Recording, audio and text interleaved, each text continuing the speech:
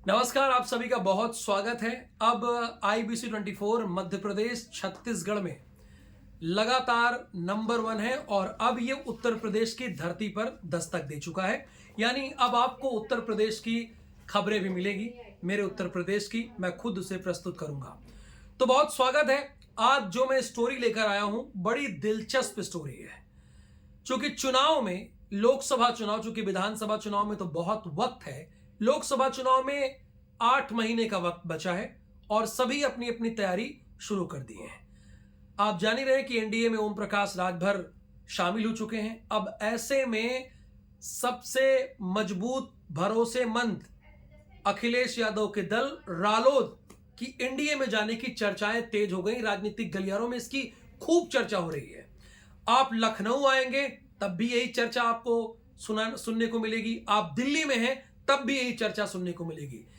Delhi bill को लेकर जब वोटिंग हुई, उसमें बहुत ही बीमार और वरिष्ठ नेता और देश के प्रधानमंत्री रह चुके मनमोहन सिंह आए थे। आपने उन्हें व्हील चेयर पर देखा होगा कि वोटिंग करने आए थे। लेकिन रालोद के मुखिया प्रमुख जयंत चौधरी गायब थे, वो नहीं दिखे। उसके बाद ही ये चर्चा शुरू हो गई कि अब एनडीए में जयंत चौधरी की पार्टी जाने वाली है, उनमें शामिल होने वाली है। और उसको बल और मिल गया जब रालोद के 9 में से 8 विधायक सीएम योगी आदित्यनाथ से उनके सरकारी आवास पर मिलने पहुंच गए। अब घंटों मुलाकात हुई, बातचीत हुई यहां पर। इसके बाद तो ये चर्चा होने लगी कि भैया ये क्या हो रहा है? क्या एनडीए में ओम प्रकाश राजभर के बाद अब रालोद भी जाने वाली, आरएलडी भी जाने वाली है? चूंकि अगर उनके 8 विधायक सीधे मिलने गए हैं, अब डायरेक्ट तो मिल नहीं लेंगे जयंत चौधरी, मिलने गए तो उसके मायने क्या है? और यह भी कहा जा रहा है कि जयंत चौधरी आला कमान के संपर्क में हैं। यानी भारतीय जनता पार्टी के आला कमान से सीधे संपर्क में। आला कमान कौन है? जगत प्रकाश नड्डा राष्ट्रीय अध्यक्ष हैं, अमित भाई शाह, कहा जा रहा है इसके सीधे संपर्क में है। अब जब IBC 24 उत्तर प्रदेश ने इस खबर को टटोलने की कोशिश की, विधायकों से बातचीत की और राष्ट्रीय प्रवक्ता से बातचीत की, तो हमें आरएलडी के राष्ट्रीय प्रवक्ता रोहित अग्रवाल ने जो जानकारी दी है वो भी बताना हमारा काम है। जो खबरें चल रही हो तो हमने बता दिया। रोहित अग्रवाल ने यह कहा है कि जयंत चौधरी दिल्ली बिल पर वोटिंग करने इसलिए नहीं गए चूंकि उनकी पत्नी की तबीयत खराब है। किसकी?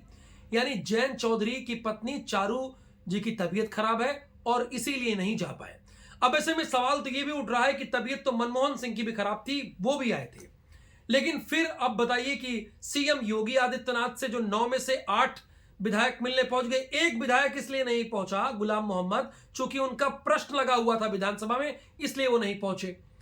तो फिर ये सीएम योगी आदित्यनाथ से क्यों मिलने पहुंच गए ये लोग, सारे के सारे विधायक? ऐसा तो इसके पहले कभी नहीं हुआ। अगर आपने देखा हो तो बताइए। तो इस पर रोहित अग्रवाल ने जो हमें जानकारी दी है, उन्होंने कहा है कि भाई किसानों के ट्यूबवेल पर मीटर लगा दिए गए हैं, जो इसके पहले कभी नहीं हुआ था। और भारतीय जनता पार्टी जब चुनाव में थी तो उन्होंने ये प्रॉमिस किया था कि ऐसा नहीं होने देंगे, तो हम इसको लेकर गए थे। और दूसरी बात कि जो भारतीय जनता पार्टी का विधायक है उसके लिए विधायक निधि कुछ और है, और जो रालोद का विधायक है उसके लिए विधायक निधि और क्या है। हम इस बात को लेकर गए थे। तो ये तो राष्ट्रीय लोकदल यानी आरएलडी रालोद का कहना था। अब इसमें कितनी सच्चाई है ये तो चुनाव नजदीक है, लोकसभा का, ये तो खुल जाएगा, परतें खुल जाएंगी, चीजें दिखने लगेंगी। फिलहाल अभी लखनऊ के राजनीतिक गलियारों में और दिल्ली के लुटियंस जोन्स की गलियारों में इस बात की खूब चर्चा हो रही है कि आरएलडी एनडीए में शामिल होने वाली है और आरएलडी मना कर रही है।